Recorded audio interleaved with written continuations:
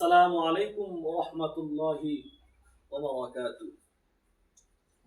দেশ এবং দেশের বাহিরে যারা দেখবেন ময়মনসিংহ ডিস্ট্রিক্ট ফুলপুর থানা চরনামত কাটালতলি গ্রামে আদর্শ গুরুস্থানের পাশে আদর্শ একটি মাদ্রাসা।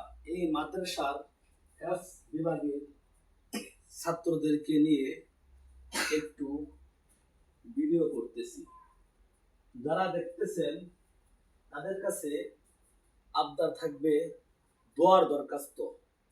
আপনারা যারা দেখবেন সবাই দোয়া করবেন এই কোরআনের তাকিদের জন্য, যাতে করে তারা হাফেজ এবং আলেম হতে পারে, পিতামাতার আশা তারা পূরণ করতে পারে।